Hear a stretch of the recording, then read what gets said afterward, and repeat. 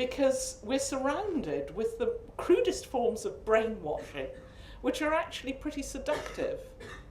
And I think to fight your way through the brainwashing, the cliches, the received opinions, religious education will give you a hatchet, really, once you've escaped, to get through all that. Because especially if you've given quite an argumentative religious education, where you're encouraged to dispute things and to argue, to split hairs in theology, that's an extremely useful thing to be able to do. I think my education was, I knew the Bible very well, but we also had the Book of Mormon.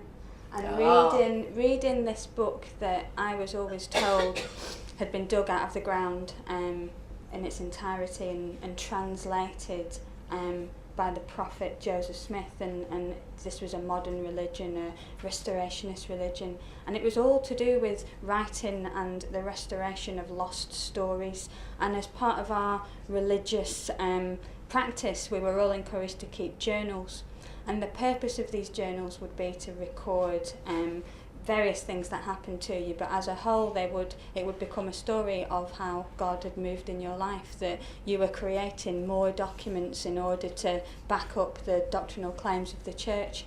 And in this I was very obedient. I was an avid diarist. I only recently stopped doing it for reasons I'm not quite sure I understand. But as I read back in these diaries, I can see my interest already developing, even as a very young teenager, in recording and in maybe a kind of journalistic documentary style type writing, and in shaping this to someone else's agenda and still somehow trying to find a voice within that. And I think very much that's affected my obsessive interest in creating voices that struggle to tell what they shouldn't tell or what they can't tell. It's certainly being a Mormon, being a diarist, it made me into a writer. It's because you read. I mean, it's reading reading books of stories, which is so enriching. I remember I was at a literary festival and we were all asked to name one book which had influenced us and which we would offer to the public as the book. And I chose the Bible, and I got halfway through and I said, I'd lost the plot completely. It was beginning to tell all the really dreadful things that are there in the Old Testament. And I'd got to Jezebel being eaten by dogs. And I said, no, something that could have come straight out of a Phil Rickman novel. And Phil Rickman was sitting next to me, and he said, where do you think I got it from? That's wonderful, thank you.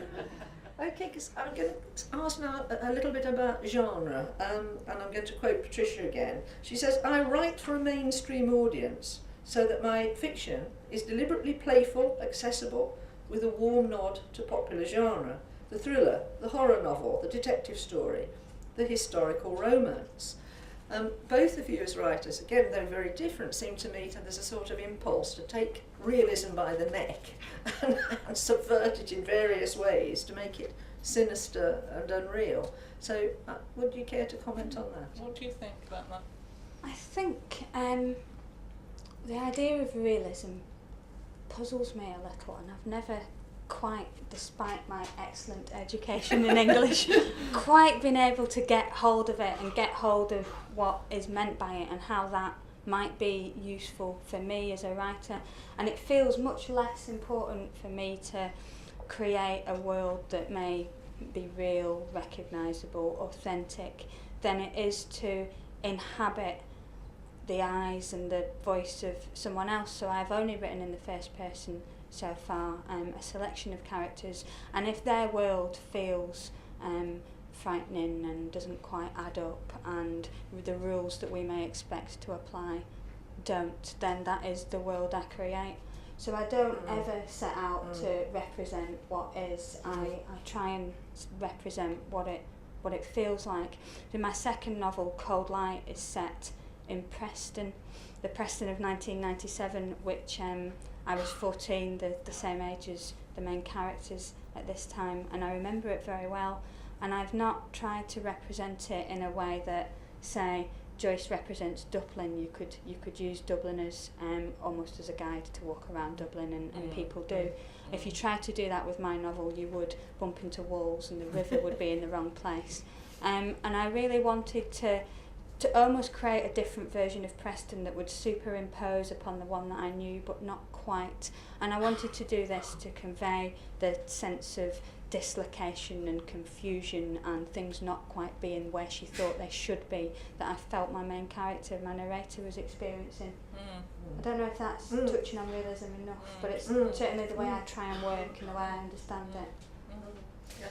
Yes, I'm very interested in the uncanny, really, and I'm teaching Gothic at the moment, and we've been rereading Freud's essay, The Uncanny, and I've been fascinated by that, because Freud's definition of the uncanny, in German it's the heimlich and unheimlich, so that which is familiar and that which is unfamiliar, and heimlich in German has lots of different meanings. It both means that which is part of the home, but also that which is hidden and secret and buried. And I'm quite interested both in unearthing the secrets and in leaving the secrets there, like landmines, so that if you walk on them or touch them, they'll explode. The uncanny, I mean, what I like also about the uncanny is that it both unsettles the situations in the text and it also unsettles the reader. So it has a sort of double effect, which I think it can be very rich. I mean, I went over to the dark side very early on, and I live in rather a frightening world. I mean, I do find that the world around me is quite scary, and perhaps I'm just going back to the French police again, thinking about the armed masked men that surround me very often. But it's that scariness, the way in which something that seems familiar can become scary. That is something that interests me deeply, and that's something I aim for. Think about what Jenn said about first person. I have written in the first person, and I've found that one of the things you can't do with a first person narrative is judge. Whereas if you use a third person narrator who's just outside the text, and I actually am quite interested in a narrator who's a long way away from the text too, you have a space that is both there for compassion and judgment. Whereas with a first-person narrator, you make a bid for the reader's attention and sympathy and draw them in, but you've always got an unreliable narrator. Mm-hmm. And it's not that I believe it's not that I believe the third-person narrator is then secure, because think how scary it is that there you have the third-person narrator who is also unreliable. I'm experimenting now with writing. It's probably going to fall apart under my hands. I'm at that stage. I don't want to jinx it, but with a first-person omniscient narrator and trying to get that idea of judgment, it's driving me balmy actually. I'd probably see me here in a couple of years and I'll be gibbering. I'll be a wreck, but I'm certainly going to give it my best go, because I don't know what's going to happen, and that idea of writing, the process itself being its own dangerous space, is quite important. Certainly if I knew what was going to happen, I wouldn't want to start. Thank you. Yes, that's interesting. If you knew what was happening, you wouldn't want to start. But you plot a course, don't you? You know vaguely where you're going to go. I know what I'm shooting for, but I don't often. It becomes lively under my hands. I don't. And wayward. Wayward is a good word. To state the obvious, you two are both women writers. Are there sort of places and occasions when that matters, that's very specifically matters, or places where in fact it doesn't matter at all that you happen to be women writers? As a reader, you can change sex so that you can read as a man or as a woman as you want. I'm just wondering whether you can, because I've certainly written using male voices, as have you. Whether it gives you a particular perspective. I think it probably does. I think there is a difference of view, actually. And it's whether you choose to exploit that or not, and what subject positions you occupy, because I'm not interested in safe zones. You know, our interest's on the dangerous edge of things.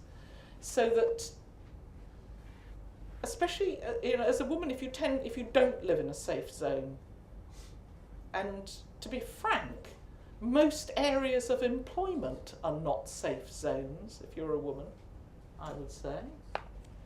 And most, especially if you voyage out into the world on your own, you'll find you've left the safe zone fairly quickly. I'm very interested in women alone, in how women manage alone.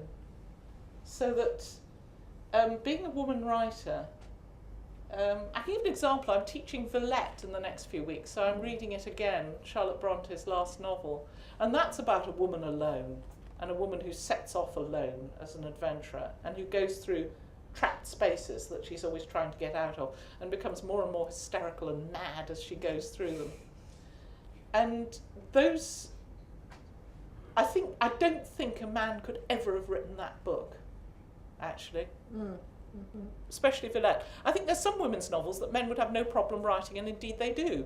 Especially, and that's the problem with domestic fiction, is that the men have got into domestic fiction big time, and everybody applauds them. And sometimes you see novels written by men which are then getting on to long lists of prizes. They don't usually make the shortlist, which are praised to the skies, that would have been completely ignored if they'd been written by a woman. I try not to think about it too much. I really do. I have used a male voice in my third novel, 3 male voices in fact. And I was asked about this and asked whether it was particularly difficult, but the voice of my first novel was a murderer. So I don't think I necessarily have to have very much in common. You know, it is an act of perhaps ventriloquism, imagination, inhabiting someone else. I believe there may be a difference in how my books are marketed because I am a woman, and I think, again, picking up the theme of dangerous spaces, I find that side of the industry and of my profession quite a dangerous, quite an unhelpful space. It helps that I don't live in London. I try and divorce myself from it as much as possible, and so it may be that there's quite a lot of opinions that people have about my femaleness, and I tend to let them have them and just not consider it too much. I don't feel embodied in any way at all when I'm writing. That's really interesting, thank you. I think what Jenn says is absolutely right about the marketing. If it's a woman writer, then let's make it pink and fluffy as rapidly as possible.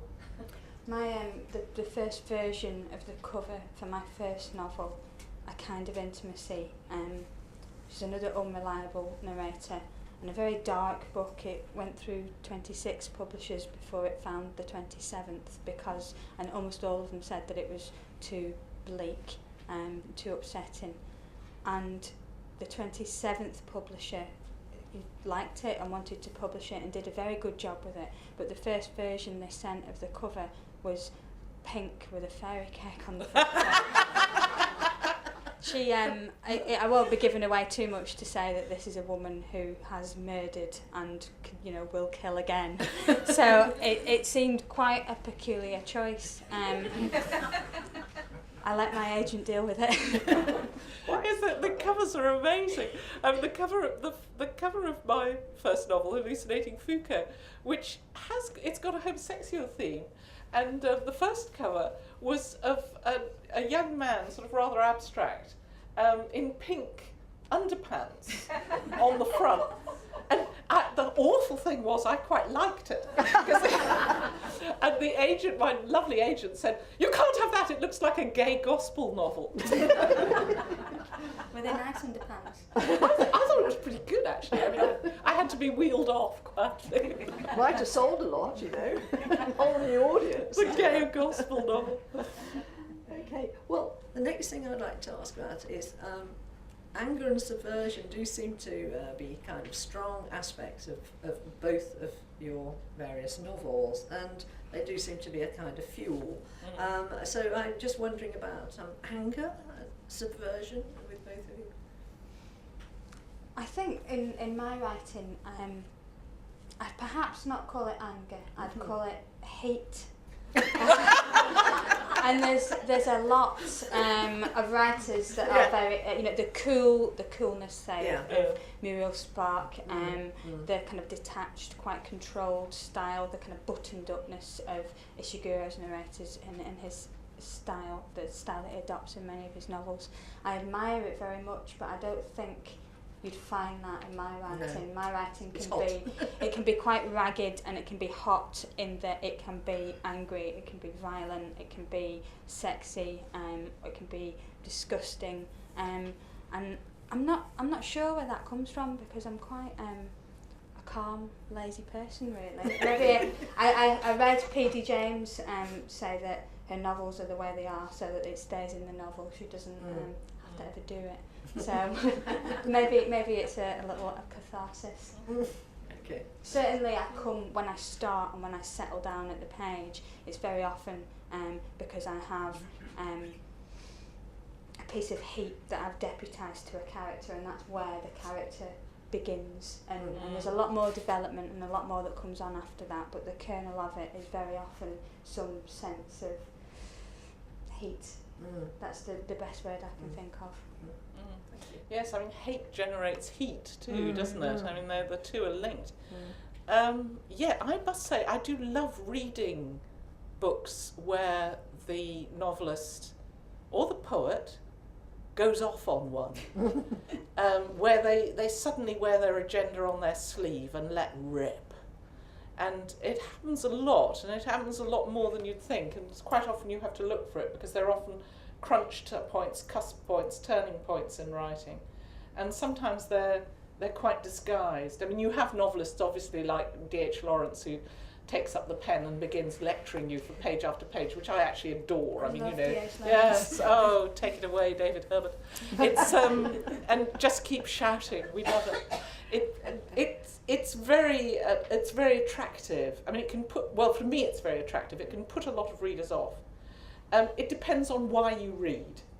If you're reading, you know, you want a chocolate box book, you want the bath, you want some scented candles, and that's it. You don't have to go for the pink fluffy read. But if you're a serious reader and you want different kinds of reading, I think having writers who have an agenda that is in your face, I find tremendously rewarding to read, whether I agree with them or not. And this is intrigued. I mean, some of my students have asked me, they said, you know, Milton hated women so much. Why do you love Milton so much? And I will say, well, because he hated women so much. He knew, he was intelligent enough to know that there was a problem, and that if he didn't deal with it, he was really in deep doo-doo. And so he worried and worried and worried away at it. Tolstoy's the same. So the great misogynists, I do actually cling to my heart in many ways, because they are engaged. What's more scary are people, I remember reading in William Godwin's Political Justice, which has chilled me to the bone. He said, I mean, he did take it out in the 1797 edition, I have to say, but it's in there in 1793. He said, when children cease to be altogether desirable, women cease to be altogether necessary. Think about it. So there's the nuclear fuel cell. Well, my nuclear fuel cell of rage, that there are an awful lot of people in the world who think that women are perhaps not altogether necessary. Don't we feel that about men now? Anyway, sorry. Put that in the question, Diane. I like this idea about agenda and you find in your rage, you know, as I call it, heat. And I think I can often try and fool myself and think, you know, my agenda is irrelevant and something to be taken out of the novel entirely, and that I try very much to be as absent. If I ever find anything that sounds like it's me, I cut it out. Really? Absolutely. Yes, I want these people that I've imagined to speak and for their agendas to shine through. And yet when you have a novel like the Friday Gospels with the 5 voices, and you know, my thumbprints are all over it, the selection and the way that I've woven them together. It's the orchestration that you've kept hold of. Yeah. What you've got is you've got the different instruments in your orchestra, but you're still the conductor and you're still in the driving seat. I mean, that's the thing. I think, you know, I don't think I've ever had a character who got away from me. If I saw them disappearing over the horizon, you know, I'd take them out Did you before they hear got very far. Nabokov said that he lined up his characters and paced among them with a switch and they trembled as he passed. There goes the vision of the totalitarian dictator in the police state, I yes. quite like that idea. Yes, it is quite a good idea.